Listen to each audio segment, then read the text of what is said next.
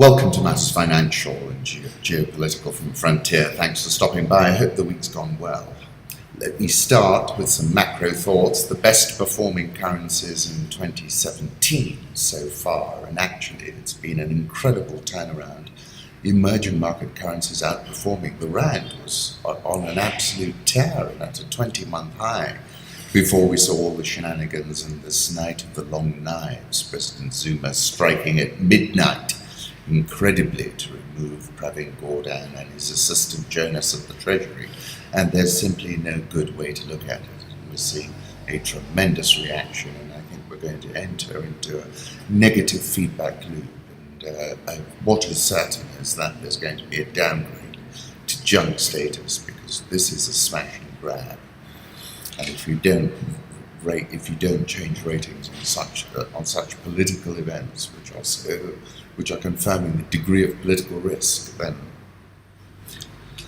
home thoughts. I'm going to read you something Kuki Gallmann wrote, and you might not have heard of her, but I've come across her many evenings here in Nairobi. Very charming lady.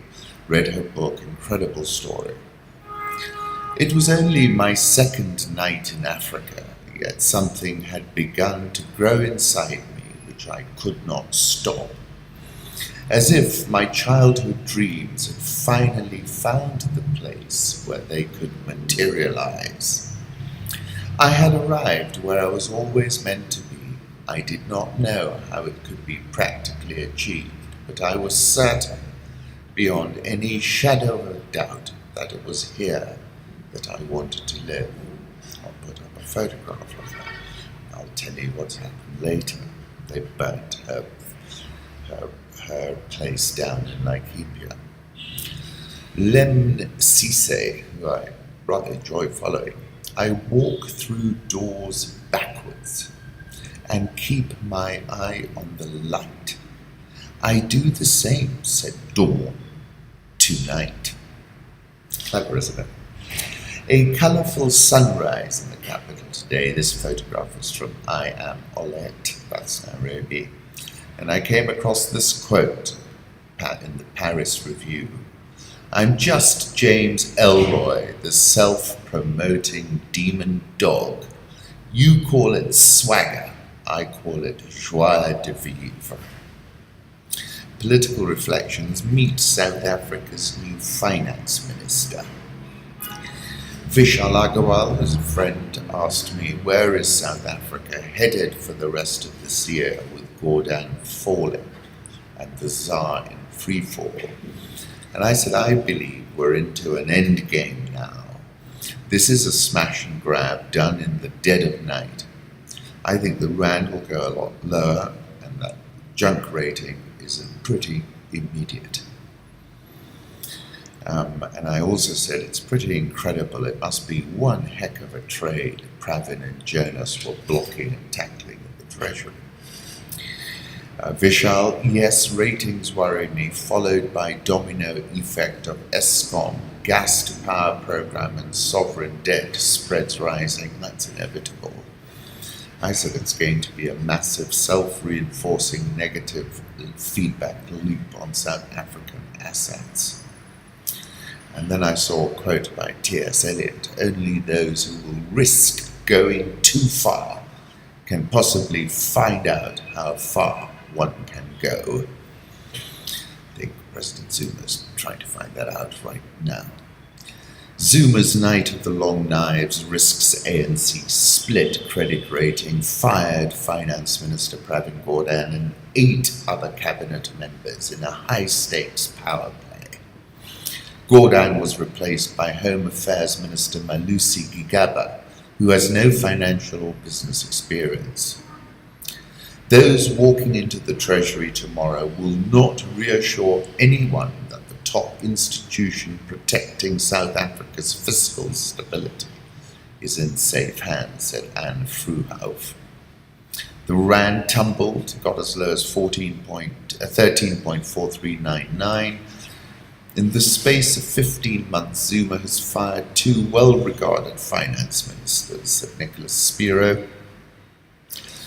Unlike when Nene was fired, the opposition to Zuma within his government is now much stronger presaging a full-blown political crisis. The rand will be punished even more severely, and the whiff of a junk rating is in the air.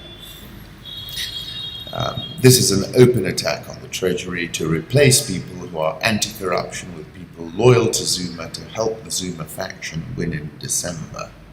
Yes, that's it. And I don't think the ratings can take that kind of hit. Julius Malema, who's an extremely interesting man, might disagree with him on some things, but on others I find I agree with him. Zuma used the fake intelligence report to call Pravin back to the country. This is this intelligence report saying Gordhan and white monopoly power were looking to overthrow President Zuma. Oh yes. Then when I was sitting there looking at old veterans, this is Malema again, I realized that the real ANC is outside the ANC with no role to play. And he's right. December 2015, I said the markets are not interested in Zuma's explanations. They are seeing a South African president who's gone rogue, and I think here we have him at his singularly most roguish. There were reports saying he would face mass cabinet walkout if he fires Gordhan. We've yet to see if that's going to happen. But that report was saying Zuma's caught between the proverbial rock and a hard place. Should he reconstitute his cabinet in his own image, he risks unleashing an unintended set of political consequences that could either fracture his own party or be the making of a very rapid downfall. So therefore, I tend to agree with that. The denouement, whatever it may be, is much closer. You will remember I was in London a few months ago, the FT Africa conference, and Pravin was there and he was being interviewed by Lionel Barber. And Barber asked him then, when you communicate with the South African President Zuma about the implications of a downgrade, does he understand? Pravin was asked about how he operates, and he said, welcome to the underground, to Lionel Barber, after Lionel told him that he actually met Julius Malema, who I was quoting earlier, in a safe house in the Kruger National Park. Park Geun-hye, I don't know how to pronounce it, South Korea's ousted leader, is arrested. Have a look at this photograph, it's pretty powerful, isn't it? I thought. Former National Security Advisor Mike Flynn seeks immunity to testify in Russia inquiries. His lawyer, Robert Kellner, released a statement on Thursday evening saying, Mr. Flynn certainly has a story to tell and he very much wants to tell it, should the circumstances permit. So how interesting is that? Take you back to that piece I wrote about how we have a deviate tomahawk. And I was talking about the Russian intervention in the US election and saying Putin has proven himself an information master and his adversaries information victims. Obama White House ethics lawyer, appointment of Ivanka is nepotism. Quality of government is the biggest single determinant of a country's success, said Tony Blair in Ghana, and that's what the point I was making when I said policy-making agility is key for a thriving economy, and I was quoting Lao Tzu, one of my favorite quotes of all time. Men are born soft and supple, dead they are stiff and hard. Plants are born tender and pliant, dead they are brittle and dry. Thus, whoever is stiff and inflexible is a disciple of death. Whoever is soft and yielding is a disciple of life. The hard and the stiff will be broken. The soft and the supple will prevail. Powerful, isn't it? United States launched more airstrikes in Yemen this month than during all of last year. Airlift of local forces to frontline positions has been accused of killing civilians in airstrikes in Iraq. American troops and aircraft are central in supporting an urban offensive in Mosul, where airstrikes killed scores of people on March the 17th. Rather than representing any formal new Trump doctrine on military action, however, American officials say what was happening is a shift in military decision-making that began under President Barack Obama. On display are some of the first indications of how complicated military operations are continuing under a president who has vowed to make the military fight to win. Russian Foreign Minister Sergei Lavrov says Obama allowed ISIL to operate unmolested in Syria. Indeed he did. And if I'm going to criticize President Obama about something, that's what I would really criticize him about. I think he should have stood up to all those capitals from Riyadh to Doha, because really what has happened is outrageous. Syrian refugees surpassed 5 million in the region. Isn't that a shocking number? That's really the price of proxy war from those capitals I was describing. Our priority no longer to sit there and focus on getting Assad out. Ambassador Nikki Haley, who's had a lot to say recently. You heard her comments about the UN, Congo. Sterling is now headed for its fourth quarterly advance. Its first quarterly advance since the mid-2015, 124.67. I think it's going to be at about 140 at the end of the year, actually, but the question is it going to go down before it goes up? A 3-month implied volatility was at 9.1% on Wednesday when Prime Minister Theresa May launched the Brexit process. Moving on, let's go to the currency markets. Euro dollar, big move down, wasn't that? I mean, I'm still looking for 109.90. I certainly didn't expect such a brutal correction, and we're here now at 106.93, and I think that looks a good place to buy it. Dollar index way back above that key level of 99.50. We're at 100.52. But 99.50 is key, keep an eye on that. Japanese yen, back-to-back inflation numbers for the first time in a very long time. Japan, 111.84. I think the yen's going to strengthen now again. Swiss franc 100.05, the pound 124.70, the Aussie 0.7655. Indian rupee, that's been on a great run, as has the Indian stock market. The Indian rupee is at 64.845. South Korean won 11.1855. That's seemingly completely untroubled by the political events that have been going on. Brazilian real 314.96. Egyptian pound 18.2405. And the rand, oh my goodness, I cannot help believe that President Zuma has got some boys in the back room who are trading that rand and are making a fortune. Dollar index, okay, where are we? 100.51, 99.50 remains key. We've bounced off that level. Let's keep an eye on things. Euro dollar, after punching higher, came off because of these inflation numbers, which were considered soft. But I still think it's a bit of a buy right now. 106 stop. Where is it now? So 106.93. Diageo hit a record high, up 0.4% to £23.28. Cost savings are on track and second half prospects look stronger, they said. Commodity markets, gold 1242.50 trading. We're in this 1195, 1260 range for now. Crude oil has had a bit of a trading rebound. Let me put up US WTI. This is the contract price that will not trade over 60 throughout this year. We're currently at 50.40, but I see it very much as a trading rebound. Tallow shares slide on worries over $750 million. Cash call, that's probably to fund stuff around here. Tallow oil hit a 7-month low on Monday and fears that its $750 million cash call signals a reversion to its high spending past. Take a look at this Mexico peso rebound. I think it's the best performing currency this year, bar none. India, best performer among the 10 biggest stock markets in quarter 1 of 2017. DAX took the crown in Europe while Japan has lagged. Kristen Palitza tweeted Ethiopia extends its 6-month state of emergency by an additional 4 months necessary to bring lasting peace, according to the defense minister. 17th of October, I wrote about how Ethiopia's reputation has been shattered by these political tensions. And I said, I concluded by saying, government needs to change tack and effect a course correction. And history shows us that this course correction business is one of the most difficult things to pull off, frankly. They don't seem to be ready to pull it off yet. Africa, as you've probably never seen it before, courtesy of NASA.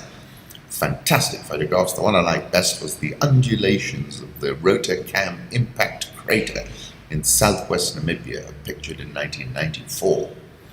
The crater is believed to be about 5 million years old. I'd love to visit Namibia. Tremendous photography comes out of the desert. South African all-share is up 3.17% this year. Dollar versus rand. Take a look at this chart, and I just put in brackets. Wow, what a ride. The Economist is telling us why Egypt's ruler loves Donald Trump. Donald Trump's decision to give up his salary as president was not inspired by similar gestures made by previous American leaders such as Herbert Hoover and John F. Kennedy. Rather, Mr. Trump was following in the footsteps of Abdel Fattah al-Sisi, the president of Egypt, claimed to Egyptian newspapers. Mr. Sisi, after all, was Mr. Trump's role model, said an Egyptian television host. Mr. Sisi, President Sisi, was the first African leader to receive a call from President Trump, and he received that call on the 23rd of January, and they obviously have a connection. Egyptian pound, 18.24. Nigeria got around $3 billion worth of orders for its $500 million of dollar notes, according to a person familiar with the matter. And then it was a tap of an existing billion-dollar bond due in 2032, allowed book runners Citi and Standard Chartered to price it with a 7.5% yield after initially offering 7.8%. The yield fell further to 7.35%. So people investing in Nigeria's dollar Eurobonds have had great returns, 16% in the past year versus an average for emerging market sovereign notes of 8.4%, so nearly double. But holders of Naira-denominated notes lost 38% in dollar terms. There's an easy fix, said Rothmeyer. You've just got to have to look at what Egypt did when it floated the pound in November. That would do the trick in Nigeria. Now, if the Naira was free-floating, like in Egypt, it would overshoot, maybe 450 to the dollar, or even 500. Then it would appreciate to about 400.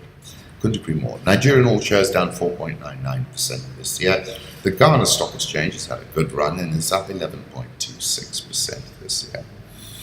We had the budget reading yesterday, and I participated in something, so let me give you some comments. Treasury Secretary Henry Rotich told lawmakers the government planned to increase spending to $22.2 billion equivalent, a 2.6% increase from 2016-2017.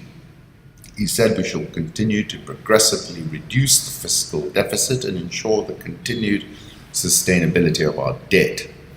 The sharp reduction of the deficit reflects reduced expenditures owing to the one-off expenditures, mainly those related to the general elections and the drought, which are not expected to recur. The budget was brought forward because of the election in August. Treasury sees the fiscal budget narrowing to 6% of GDP from an estimated 9%. It plans to raise 268 billion shillings from domestic markets in the coming fiscal year, very possible, particularly if this cap stays in play for much longer, because the appetite, it has increased the appetite for risk-free government bonds. And to borrow an additional 256 billion shillings externally to help plug that shortfall, so I think both are within bounds. We've got to accept, I said, we are in an election year. There's some pump priming that's needed in the economy. It's an expansive budget. It's a big number to be financing. Overall, it was a bullish, election-minded budget. And I also spoke about how there was a political dynamic at work. Food price increases have a big outsized positive, negative well-being effect, and we saw that they've zero-rated bread and maize flour as one of their announcements. Getting a line of credit from Exim Bank India, Islamic banking becoming a major source of financing, want to position Kenya as a hub, betting and gaming, tax to go up to 50% on all categories. Corporate tax for new vehicle assemblies to be reduced to 15% for 5 years. That's clever, because there have been a lot of car manufacturing interest to come here.